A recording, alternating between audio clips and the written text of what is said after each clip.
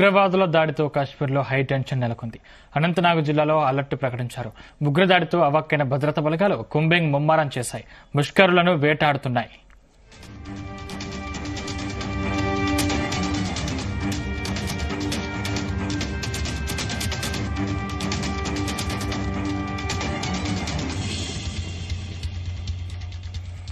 మరోవైపు పహల్గావ్లో జరిగిన దాడిలో హైదరాబాదీ ఐబీ అధికారి మనీష్ రంగన్ మృతి చెందినట్లు అధికారులు గుర్తించారు. దాడి ఘటన తెలిసిన వెంటనే హుటాహుటిన శ్రీనగర్ వచ్చారు కేంద్ర హోంశాఖ మంత్రి అమిత్ షా. హాస్పిటల్లో చికిత్స పొందుతున్న బాధితులను పరామర్శించారు. అధికారులతో అమిత్ షా హైలెవెల్ సమీక్ష నిర్వహించారు. ఉగ్రవాదులను వదిలిపెట్టే ప్రసక్తే లేదన్నారు అమిత్ షా. ఉగ్రవాదంపై తమ పోరాటం ఆగదని స్పష్టం చేశారు.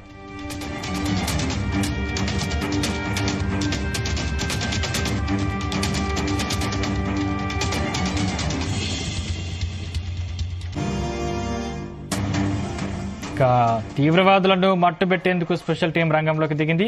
పుల్వామా దాడి ఘటన తర్వాత ఇంత పెద్ద అటాక్ జరగడం ఇదే ప్రథమం. పహల్గామ్ ఘటనతో దేశమంతా నిర్ఘాంతపోయింది. ఉగ్రదాడిని నిరసిస్తూ దేశవ్యాప్తంగా ఆందోళన చేపడుతున్నారు.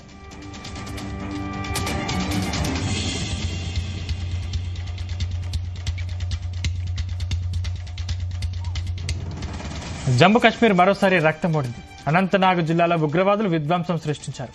పహల్గామ్లో పర్యాటకులపై దాడికి తెగబడ్డారు. ఉగ్రవాదులు జరిపిన కాల్పుల్లో వందలాది మంది పర్యాటకులు తీవ్రంగా గాయపడ్డారు. ఉగ్రవాదుల కాల్పుల్లో ఇప్పటి వరకు 30 మందికి పైగా పర్యాటకులు మరణించినట్లు తెలుస్తోంది. వందల మంది గాయపడ్డారని సమాచారం.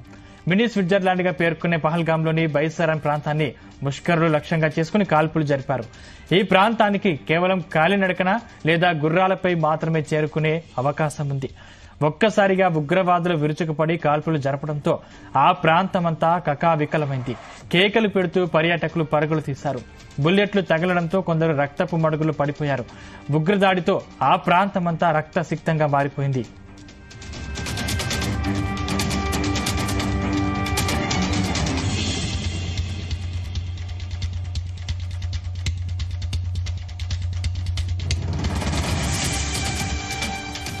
హిందువులే టార్గెట్ గా తీవ్రవాదులు కాల్పులకు తెగబడ్డారు. బొట్టు పెట్టుకున్న వాళ్లు కనిపిస్తే చాలు కిరాతకంగా కాల్చి చంపారు.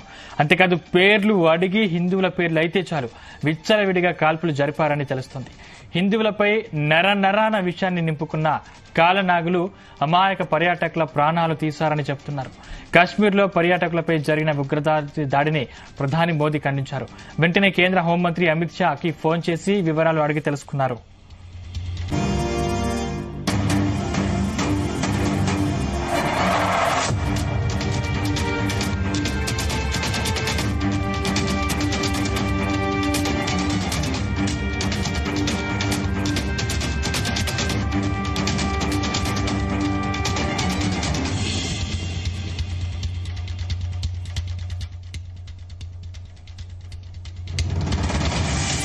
పహల్గామ్ మారణ హోమం వెనుక లష్కరే తోయిబా హస్తం ఉన్నట్లు అనుమానిస్తున్నారు.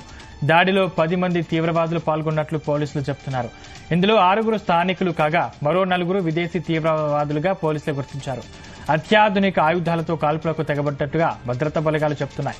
కొద్ది రోజుల క్రితం లష్కరే తోయిబా కమాండర్ అబూ ముస్సా జమ్మూ కాశ్మీర్పై పాకిస్తాన్ భారీ ర్యాలీ నిర్వహించాడు.